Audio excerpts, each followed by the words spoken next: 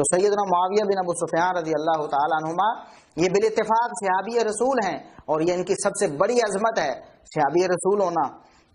دوسری ان کی فضیلت اور منقبت سیدنا معاویہ بن ابو سفیان رضی اللہ تعالیٰ عنہما کی کہ وہ فقیہ امت ہیں، وہ فقیہ ہیں، دین کو خوب سمجھنے والے ہیں۔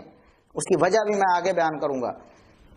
یہاں صحیح بخاری کی حدیث 3765 ہے، یہی سیدنا عبداللہ بن عباس رضی اللہ تعالیٰ عنہما ہی ارشاد فرماتے ہیں، وہی روایت جب کسی شخص نے امیر المومنین سیدنا معاویہ رضی اللہ تعالیٰ عنہ کے بارے میں پوچھا کہ ابن عباس، معاویہ کو میں نے ایک وتر پڑھتے دیکھا ہے، تو انہوں نے فرمایا اصابہ، انہوں نے بالکل درست کیا ہے، سیدنا معاویہ رضی اللہ تعالیٰ عنہ نے بالکل درست کیا ہے، انہ فقیہ، وہ تو دین کو سمجھنے والے ہیں، فقیہ امت ہیں۔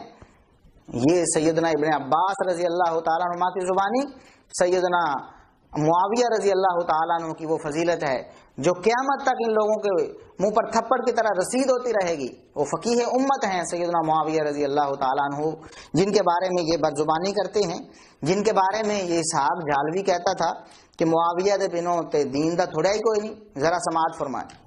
حضرت معاویہ پر دین دا کوئی رکیا نہیں، کوئی ایک مسئلہ بھی نہیں جڑا معاویہ دس رہا ہوئے، باقی وہ دوجا سارے صحابہ نے دسیا، چوٹی کے صحابہ تو ہے کہ میرے کو لے رہے ہو کتاب، یہ جو ایک تو روایتاں سی نا امام محمد علی بڑے انہوں بچوں کٹ کے باہر مارو، یہ حدیثاں دوجے صحابہ سنائیاں، یہ علاج نہیں دین کدوں محتاج، تسی بے فکر ہو جاؤ، دین نو کوئی خطرہ نہیں، حدیثاں یہ کیا۔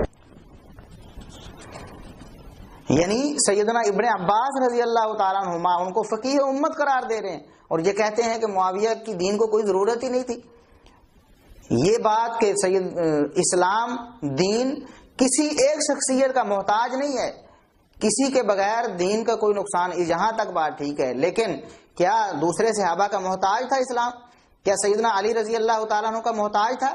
سب کی اپنی اپنی شان ہے، سب کا مقام ہے، سب کی خدمات ہیں۔ کسی کو اس طرح جھٹ سے وہ قلم زد کر دینا اور ان کے بارے میں زبان درازی کرنا، ان کی تو خدمات ہی کوئی نہیں۔ انہوں نے کیا کیا ہے؟ سیدنا معاویہ بن ابو سفیان رضی اللہ تعالیٰ عنہما یہ فقیہ امت ہیں، اور یہ ڈگری انہیں فقیہ امت ہونے کی سیدنا عبداللہ بن عباس رضی اللہ تعالیٰ عنہ